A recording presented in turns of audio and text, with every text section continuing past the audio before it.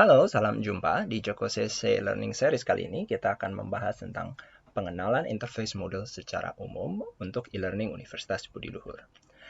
Sudah terlihat di layar, saya menggunakan user demo MHS dan setelah login akan ditampilkan layar utama website seperti yang terlihat di layar. Di bagian atas, bagian header ini, ada beberapa informasi umum seperti informasi lokasi, email, telepon, dan website utama dari Universitas Budi Luhur. Juga ada konfigurasi untuk ukuran font, defaultnya dikecil. Kalau misalnya butuh lebih besar, kita bisa pilih medium atau large. Juga ada notifikasi dan pesan. Saat ini keduanya kosong dan hanya terkait pada notifikasi dan pesan user tersebut. Di menu usernya sendiri, ada pilihan untuk link ke dashboard. Dashboard adalah yang sedang kita lihat sekarang ini juga. Lalu ada juga link ke profile, grades, message, pesan, dan preference. Menu My Courses di sini akan menampilkan jumlah course dan drop-down-nya adalah nama-nama course yang terdaftar untuk user tersebut. Dalam hal ini, user demo MHS hanya memiliki atau mengikuti satu course, yaitu course contoh kelas. Jika nanti ada 5 course, maka di sini akan ada angka 5 dan 5 pilihan kelas. Pembahasan tentang navigasi di course, isi course, dipisah pada video yang berbeda. Video ini kita akan fokus pada pengenalan umumnya. Lalu, di sebelah kanannya sedikit ada bookmark. Bookmark ini kalau kita ingin menambahkan bookmark pada halaman-halaman yang sering kita akses, halaman khusus yang sering kita akses. Lalu ada fitur search nama course.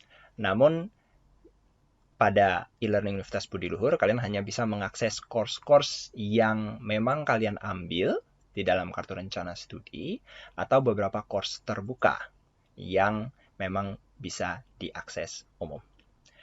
Baik, di bagian bawahnya di sini ada menu breadcrumb links. Saat ini hanya memunculkan tulisan dashboard, tapi nanti kita akan kembali ke sini untuk menunjukkan bahwa ini bisa menunjukkan posisi halaman kita yang sedang kita lihat secara hierarkis, sekaligus memberikan link mudah untuk pindah ke hierarki yang lebih tinggi. Begini saya contohkan, misalnya kalau saya masuk ke dalam kelasnya, link breadcrumb-nya akan berubah. Jadi kita ada di dalam contoh kelas, yang ada di dalam kategori panduan, yang ada di dalam kategori My Courses, yang ada di bawah dashboard. Masing-masing dari breadcrumb link ini bisa kita klik, sehingga untuk mundur ke dashboard, kita bisa mengklik ini. Jadi itu fungsinya breadcrumb links.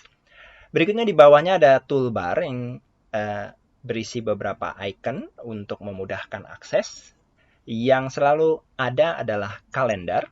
Ini saya klik. Yang akan menampilkan jadwal dari courses yang diambil. Ini adalah jadwal pribadi dari user demo MHS, yang berarti pada course yang diambil salah satunya ada jadwal pembukaan kuis dan penutupan kuis. Jadi kalender bisa digunakan untuk melihat jadwal yang akan atau harus dilakukan oleh user tersebut. Lalu di sebelah kanannya terdapat pages. Ini menampilkan rencana pencapaian yang dianugerahkan, ya, tapi ini hanya untuk user dosen untuk saat ini. Untuk user-user dosen yang sudah memenuhi persyaratan tertentu akan mendapatkan pages. Berikutnya, ini saya kembalikan ke dashboard. Nah, di sebelah kirinya ada show sidebars. Kalau saya klik, ini akan menampilkan sidebar samping.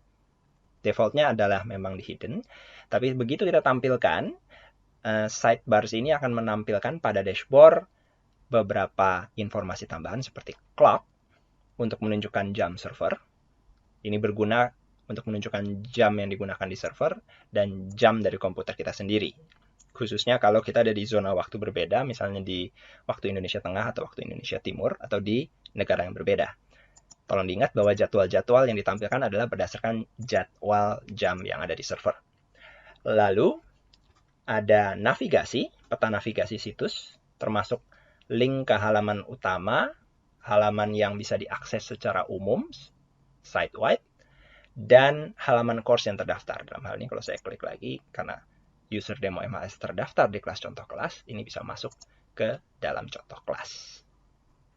Ya, saya gunakan breadcrumb lagi di sini atau menggunakan tombol toolbar di sini untuk kembali ke dashboard. Berikutnya ada latest page yang menampilkan rencana terakhir yang diterima, sekali lagi hanya untuk dosen kali ini.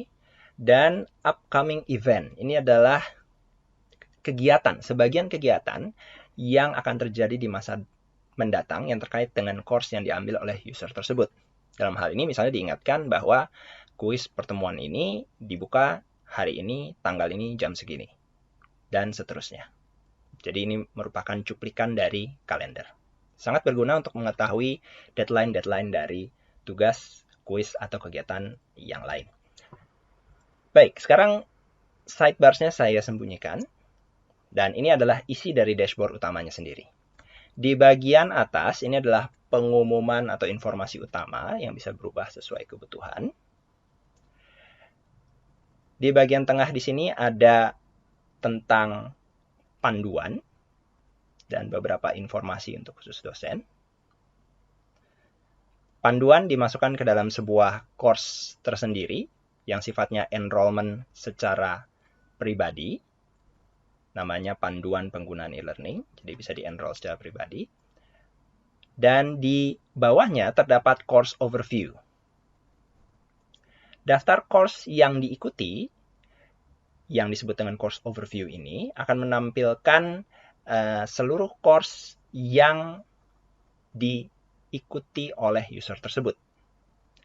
Bisa difilter berdasarkan kelas yang sedang berjalan, kelas di masa depan, kelas di masa lalu, kelas favorit atau ditandai, dibintangi oleh user itu sendiri, atau kelas yang disembunyikan oleh user itu sendiri. Kebijakan pada e-learning Budi Luhur AC ID adalah kelas pada masa lalu atau semester sebelumnya akan disembunyikan secara permanen dari siswa dan dari dosen jika masa administratif kelas tersebut sudah selesai. Jadi tidak akan ditampilkan di sini. Tidak akan muncul lagi di sini. Otomatis juga tidak akan muncul lagi di bagian atas di sini, di My Courses. Disarankan untuk navigasi memilih course, selalu gunakan navigasi di kiri atas ini. Baik, berikutnya daftar course ini sendiri juga bisa diurutkan berdasarkan nama course atau tanggal terakhir diakses. Karena kebetulan ini hanya satu course-nya, tidak dapat ditunjukkan pengurutannya, dan bisa ditampilkan sebagai list atau sebagai daftar summary seperti ini. Keduanya akan menunjukkan completion-nya. Ini adalah perkiraan kelas ini sudah diikuti seberapa jauhnya. Oke. Dan di bagian paling bawah ada bantuan dan info teknis. Silahkan dibaca untuk informasi bantuan-bantuan umum, frequently asked question di sini. Dan jika membutuhkan bantuan terkait fitur e-learning, nanti akan ada icon CS di kanan bawah di sini. Saat ini warnanya abu-abu, yang saat ini berarti offline. Kita bisa tinggalkan nama, email, dan pesannya. Pesannya nanti sedikit informatif, harus menunjukkan NIM, nama, kelas, dan objek permasalahan. Mohon diperhatikan, chatting yang di kanan bawah ini bukan dengan dosennya, tapi dengan petugas customer service kami yang akan membantu untuk permasalahan terkait fitur e-learning.